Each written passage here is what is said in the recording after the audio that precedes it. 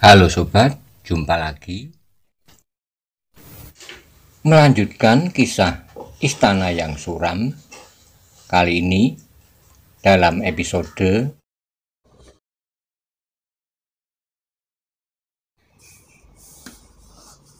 Ancaman Raden Kudorupoko. Selamat menikmati. Salam budaya. Monggo kula aturi subscribe, like, komen, saha share. Matur nuwun.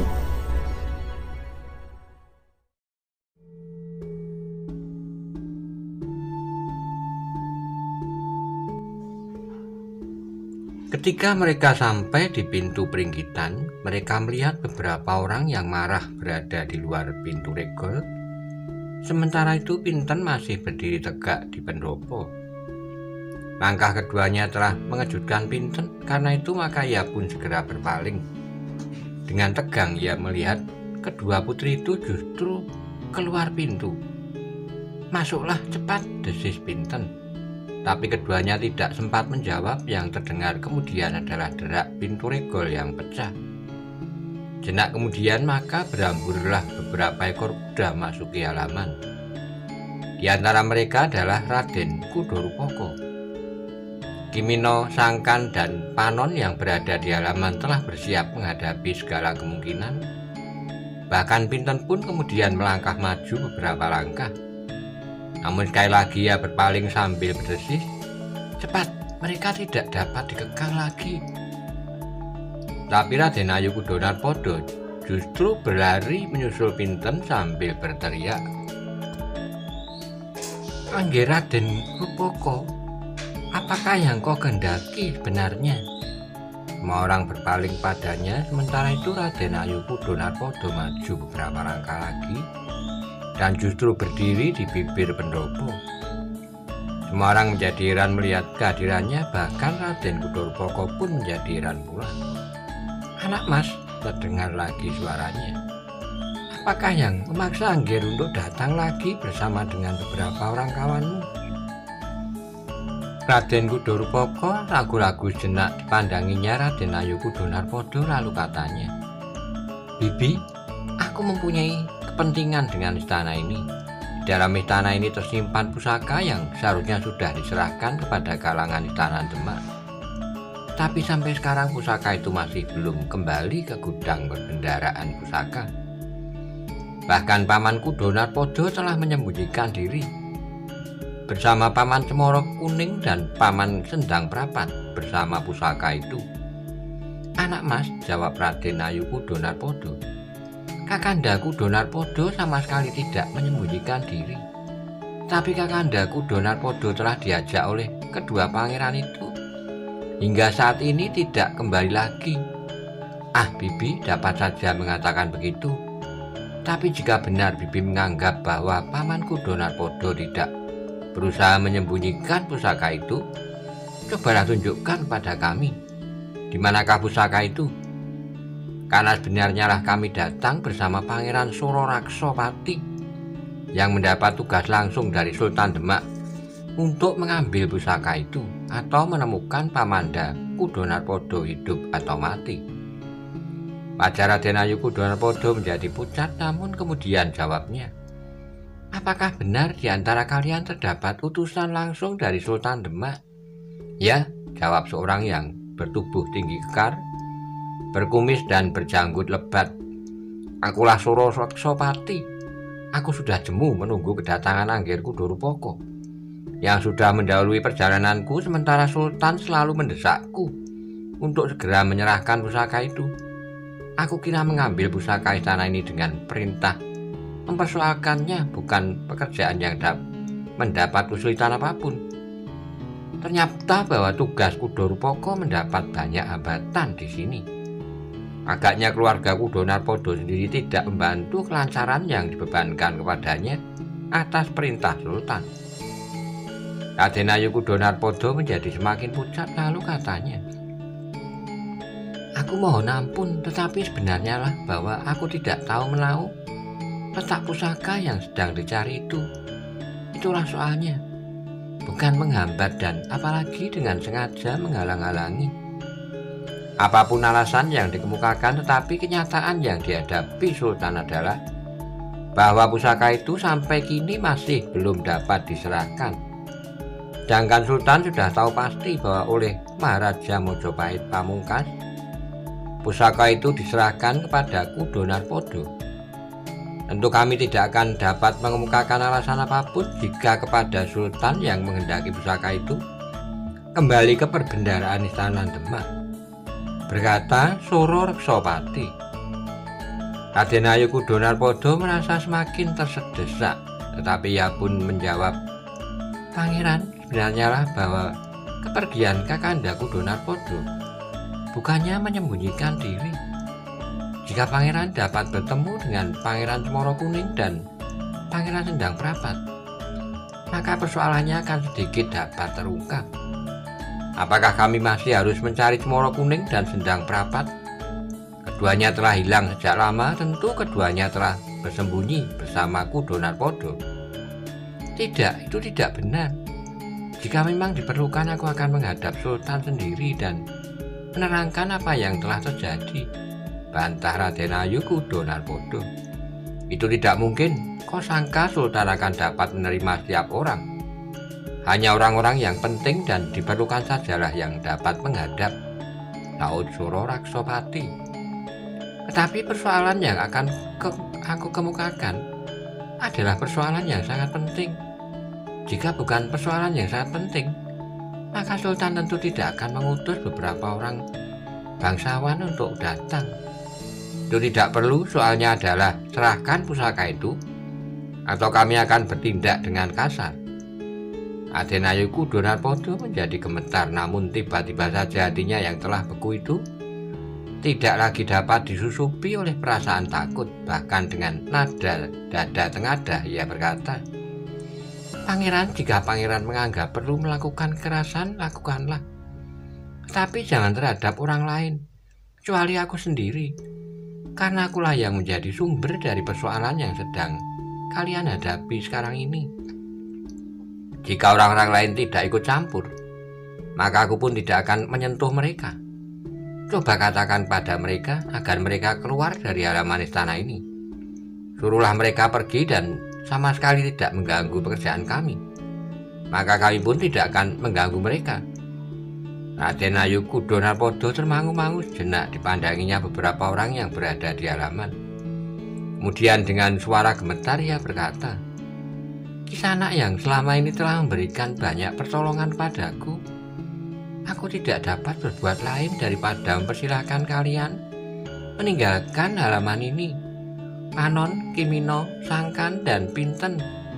Bahkan aku ingin menitipkan Inten kepada kalian, agar ia pun tidak akan tersentuh oleh persoalan yang tidak diketahuinya.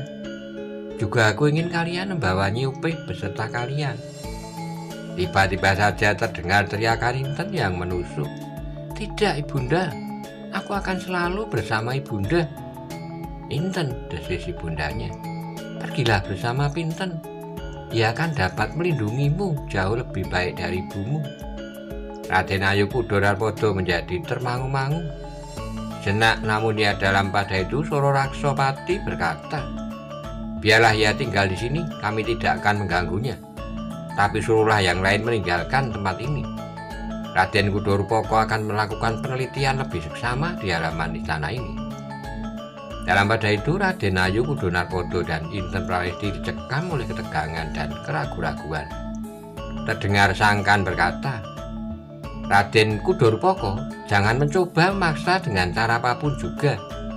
Jangan menakut-nakuti dengan orang yang bernama Soro Reksopati dan berkedudukan sebagai seorang pangeran.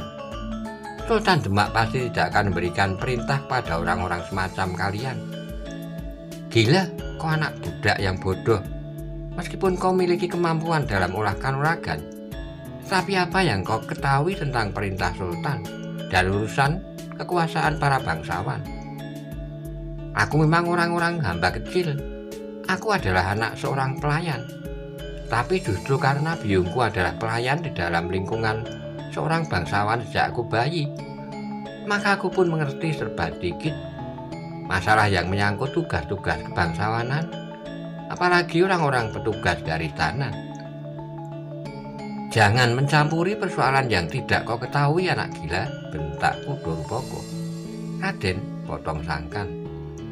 Yang aku ketahui sampai saat ini yang ada pada Raden adalah ciri-ciri perguruan Cengkir Pitu, batu-batu akik dan ciri-ciri olah kanuragan yang Raden perlihatkan. Tapi Raden sama sekali tidak memperlihatkan ciri-ciri dari Duto Sultan Demak.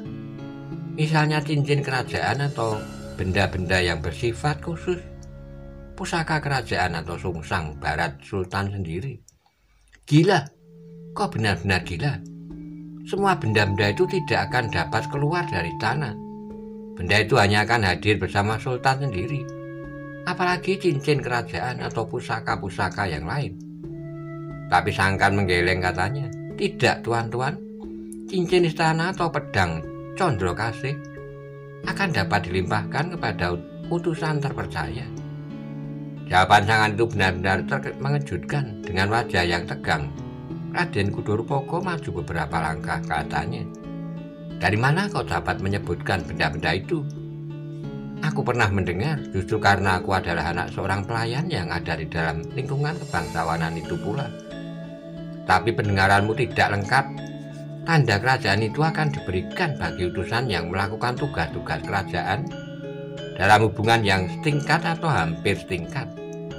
Sangkan termang mau jenak, namun kemudian jawabnya, Raden Kudo Rupoko, aku kira bagi Sultan Demak kedudukan Pangeran Kudo Narpodo cukup tinggi, meskipun tidak setingkat dengan Sultan sendiri. Seandainya masih tidak cukup kuat sebagai alasan untuk memberikan pertanda tertinggi, maka tentu ada tanda-tanda lain yang diberikan agar Raden Kudo Rupoko mendapat kepercayaan sebagai utusan Sultan yang sebenarnya.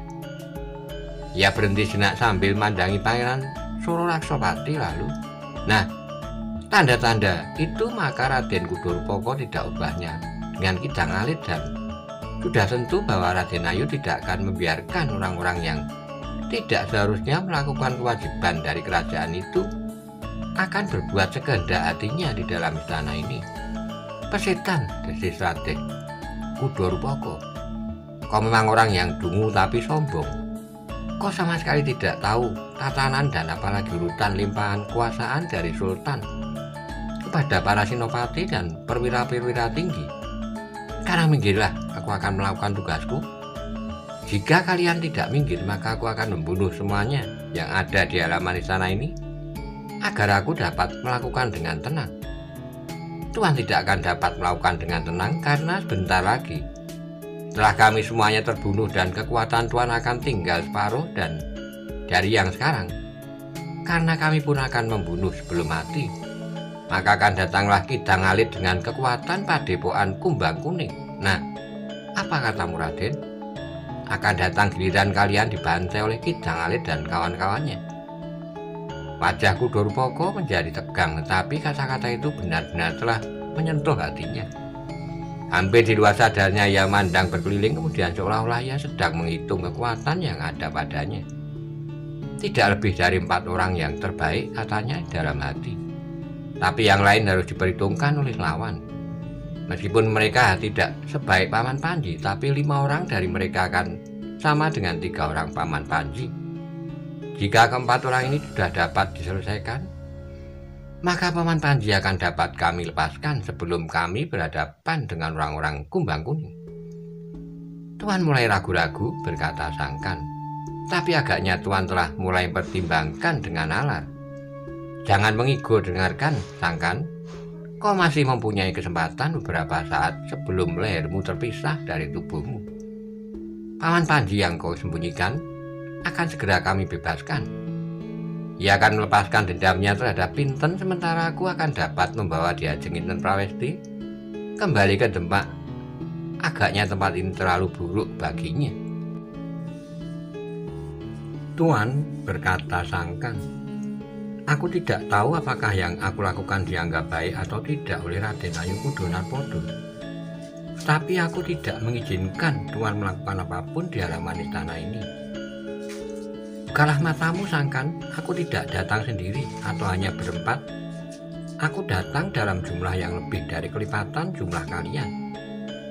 Jumlah bukan ukuran mutlak, tetapi sudah aku katakan. Lakukanlah yang akan kau lakukan sebelum Tuhan dibantai oleh orang-orang kumbang kuning.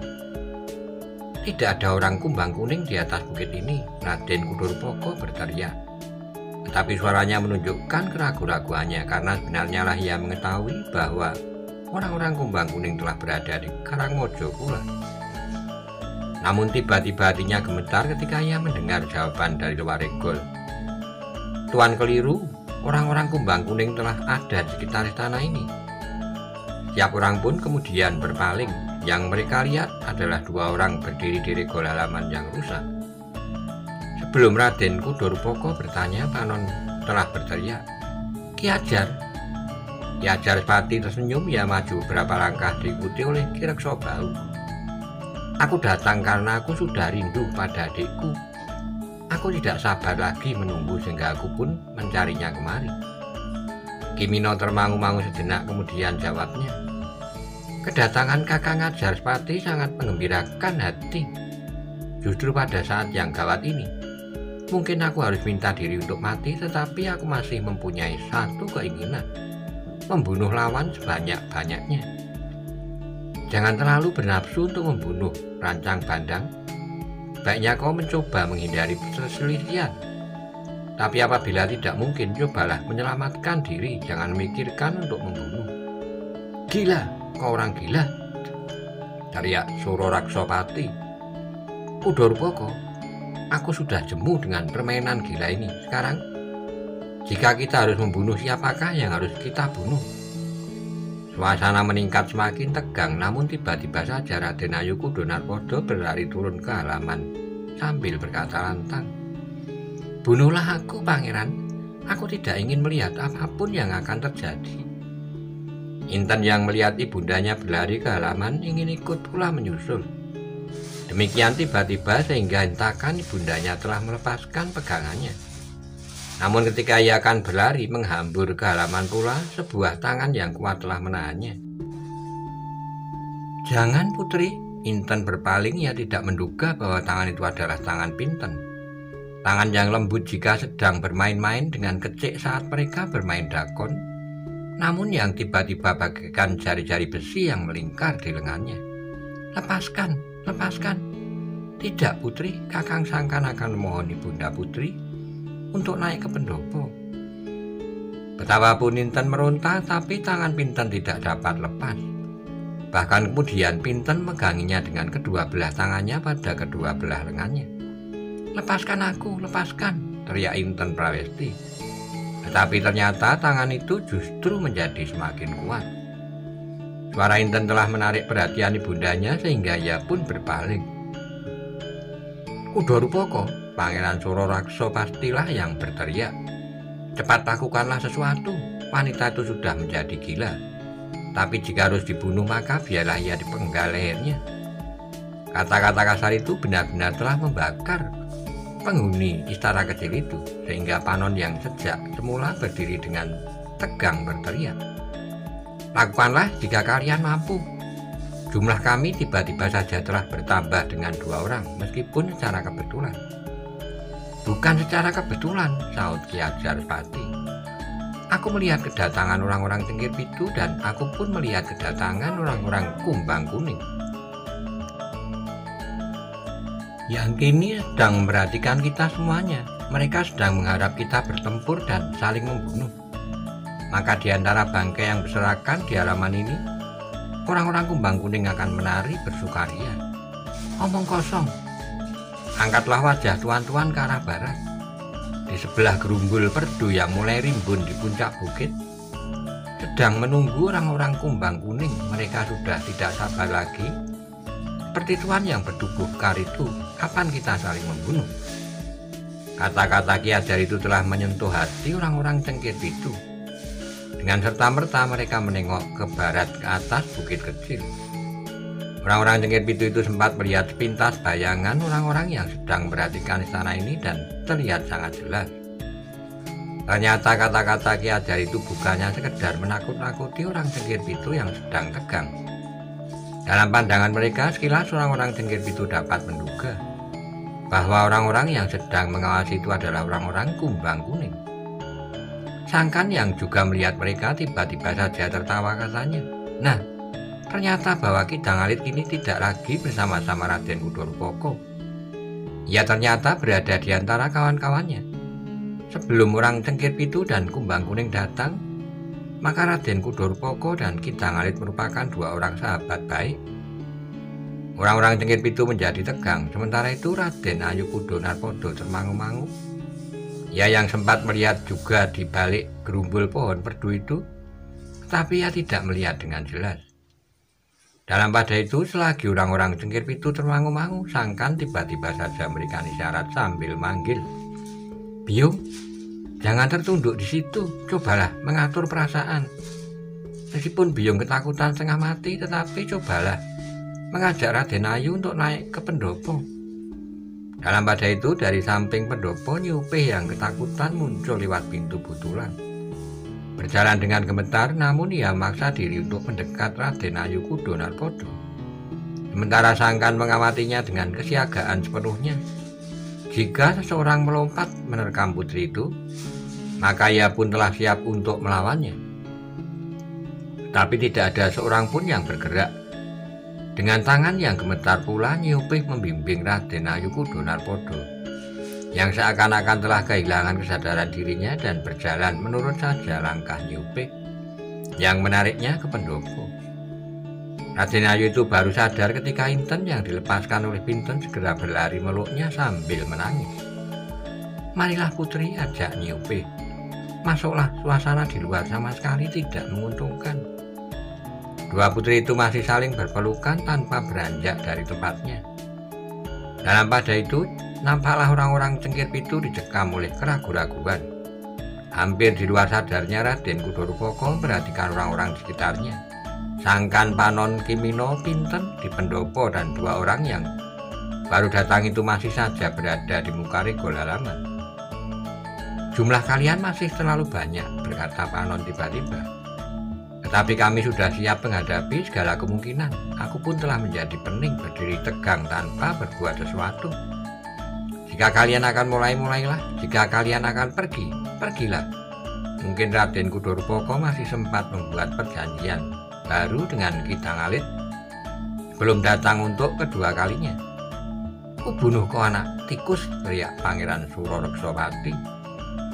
Hampir di luar dugaan, Pintenlah yang menjawab, "Sejak semula kau memang berniat membunuh kami, tapi kau tidak berbuat apa-apa selain berteriak. Apalagi setelah kalian menyadari bahwa orang-orang Kumbang Kuning sedang memperhatikan kita semuanya. Seperti yang dikatakan oleh Ki Ajar yang belum aku kenal sebelumnya. Mereka akan menari di atas bangkai kita semuanya, karena yang masih tetap hidup tentu akan dibunuhnya pula." Wajah Raden Kudorpoko benar-benar menjadi tegang, namun tiba-tiba ia berteriak, "Pendapatmu bagus sekali, Pinten. Aku akan menemui Ki Dangalit. Kami akan datang dalam kelompok yang besar. Dengan mudah kami akan menumpas kalian. Jika sudah ini kami harus membinasakan orang-orang Kumbang Kuning." Sangkan segera menyaut, "Rencana yang bagus sekali. Kapan kalian akan melaksanakannya?" "Persetan." Wajah Kudorpoko menjadi merah padam. Namun katanya kepada Pangeran Surareksapati, "Kita harus mempertimbangkan jalan itu, Paman." Orang yang disebut Pangeran Surareksapati itu menegang sejenak, dipandanginya wajah Raden Kudorpoko dengan tegangnya. Namun kemudian katanya, "Jadi apakah maksudmu kita akan meninggalkan tempat ini tanpa berbuat sesuatu?" Raden Kudorpoko ragu-ragu sejenak, namun kemudian jawabnya, "Kita menunda tindakan yang akan memberikan kepastian. Kita akan menghubungi orang-orang Cengkir Pitu." "Gila? Jadi apakah kita akan membiarkan orang-orang gila ini tetap hidup?" "Untuk sementara, Paman, kita akan menyusun rencana yang jauh lebih baik dari membunuh mereka sekarang ini." Pangeran Surareksapati termangu-mangu, tapi ia pun kemudian berkata, "Terserahlah kepadamu, Kudorpoko. Kau yang telah cukup lama berada di sini, kau tentu dapat membuat perhitungan yang lebih baik daripadaku. Kita akan meninggalkan halaman ini dan menjumpai orang-orang Kumbang Kuning. Kita akan membunuh orang-orang yang ada di halaman istana ini. bersama-sama sebelum kita akan melenyapkan orang-orang kumbang kuning. Halaman itu menjadi tegang. Semua orang memandang Pangeran Surareksapati seakan-akan mereka menggantungkan seluruh keadaan kepadanya. Sejenak kemudian pangeran itu pun berkata, "Baiklah, marilah kita cepat menyelesaikan tugas ini. Aku harus cepat menghadap Sultan di Demak." Pangeran Surareksapati tidak menunggu lebih lama lagi, ia pun segera memacu kudanya meninggalkan halaman istana kecil itu. Ki Ajarsepati dan Ki Reksobau bergeser menepi ketika beberapa kuda itu dengan gesa-gesa meninggalkan halaman. Demikian kuda-kuda itu lenyap, maka tiba-tiba saja Nyi Upih berteriak, "Pinten tolong!" Ternyata Raden Ayu Kudonarpada yang dicengkam oleh ketegangan itu tidak dapat bertahan lama lagi. Karena itu ia pun tiba-tiba menjadi pingsan. Semua orang pun menjadi sibuk, Sangkan berlari-lari mendekat pula, sementara Putri Inten Prawesti menangis sejadi-jadinya. "Jangan menangis, Putri," Pinten mencoba menghiburnya. "Ibunda Putri tidak apa-apa, ibunda hanya pingsan karena ketegangan yang tidak tertahankan." Ketika Raden Ayu Kudonarpada diangkat masuk ke dalam biliknya, maka Inten pun menangisnya tidak henti-hentinya. Sementara itu Nyi Upih sibuk menggosok Raden Ayu dengan jahe di kakinya dan kemudian tengkuk dan pelipisnya. Akhirnya perlahan-lahan Raden Ayu itu pun sadar. Ketika ia membuka matanya, maka yang dilihatnya adalah putrinya sambil memeluknya. Air mata Raden Ayu tidak dapat ditahannya. Tapi orang-orang yang merawatnya menarik nafas dalam-dalam, seolah-olah mereka telah terlepas dari himpitan yang pepat. Sementara ini Sangkan telah keluar dari bilik Raden Ayu. Ia melihat Panon sedang sibuk menemui orang yang bernama Ki Ajarsepati dan Ki Reksobau. Jika Sangkan mendekat, maka ia pun segera diperkenalkan dengan kedua orang yang baru datang itu. Meskipun Sangkan mengangguk-angguk hormat, tapi nampak sekilas kecurigaan memancar di wajahnya. "Siapakah sebenarnya kalian dan apakah hubungan kalian dengan Panon?" bertanya Sangkan. Curigaan Sangkan dapat dimengerti, karena itu maka Ki Ajar pun menjawab, "Angger, aku adalah kakak dari Rancang Bandang yang juga dipanggil Ki Mino. Ia sudah terlalu lama pergi sehingga aku menjadi cemas. Itulah sebabnya aku mencarinya. Adalah kebetulan bahwa aku melihat orang-orang Cengkir Pitu dan Kumbang Kuning." "Maaf Ki Ajar," berkata Sangkan. "Kita yang sekarang berada di atas Pegunungan Sewu ini sedang saling mencurigai. Aku pun sebenarnya juga mencurigai kedua orang yang baru aku kenal hari ini. Justru ketika kami sedang berada dalam puncak ketegangan. Tapi nampaknya kalian bukan orang-orang tamak, meskipun pengenalanku itu bukannya ukuran yang pasti. Kami menyadari dan kami tidak merasa berkecil hati bahwa kami telah dicurigai, bahkan kami wajib membuktikan bahwa kami tidak akan berbuat sesuatu sehingga kami akan lepas dari kecurigaan selanjutnya." Sangkan mengangguk-angguk, katanya, "Baiklah, kita akan mencoba hidup dalam satu atap dengan rukun dan baik. Kita akan saling membutuhkan untuk mempertahankan hidup kita masing-masing dan melindungi istana ini meskipun aku tidak tahu menahu apakah ada gunanya. Tapi menilik sifat dan sikap orang yang setiap kali datang dengan ancaman kekerasan itu, maka kita memang wajib melindungi si istana kecil ini." Dengan demikian maka Sangkan tidak menolak kehadiran kedua orang itu di dalam istana. Namun Ki Wirid yang berada di luar istana itu masih belum bersedia masuk ke halaman. Bahkan ia berpesan agar Ki Ajar dan Ki Reksobau tidak mengatakan apa adanya juga tentang Guru Panon yang masih mengawasi keadaan dari kejauhan. Ialah yang mengusulkan agar Ki Ajar dan Ki Reksobau masuk ke istana meskipun semula ia tidak menyetujui. Tapi kehadiran orang-orang Cengkir Pitu di halaman itu telah membuatnya cemas, dan bahkan ialah yang menganjurkan agar Ki Ajar dan Ki Reksobau mendekat dan membantu jika diperlukan. Sementara itu di saat berikutnya istana kecil itu selalu dicekam oleh ketegangan yang semakin memuncak.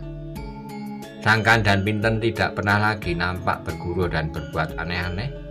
Mereka nampak bersungguh-sungguh dan justru merasa bertanggung jawab atas segala peristiwa yang terjadi di halaman istana kecil itu.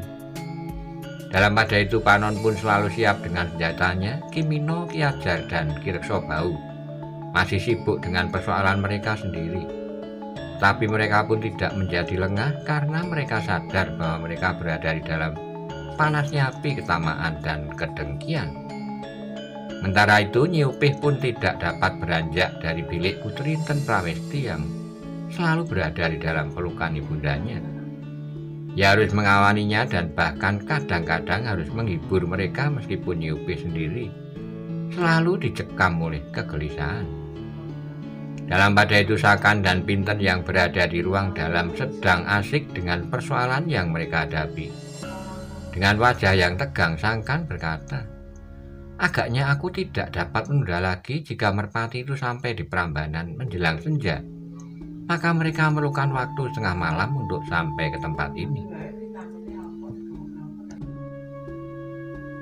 Tetapi mereka tentu sudah mengetahui bahwa orang-orang Cengkir Pitu dan Kumbang Kuning sudah naik ke atas pegunungan Sewu. Tapi kita sudah berjanji untuk memberikan syarat itu. Pinten tidak menjawab, tapi ia mengangguk kecil. Sejenak kemudian maka keduanya pun segera pergi kandang di belakang. Setelah mereka yakin tidak ada seorang pun yang melihat, maka Sakan pun segera manjat ke atas di mana ia menyembunyikan sebuah kotak kayu. Ketika ia turun, maka di tangannya telah tergenggam seekor merpati yang berwarna putih memplak. "Kasihan," desis Pinten, "burung itu menjadi agak kurus. Kita akan dapat memberinya makan dengan teratur. Tapi burung ini cukup sehat, ia akan dapat terbang kembali kandangnya dan orang-orang di Prambanan itu tentu akan menemukannya segera, karena mereka selalu mengawasi kandangnya tiap saat." Setelah mengikat kaki burung merpati itu dengan sesobek kain berwarna putih pula, maka burung itu pun dilepaskannya.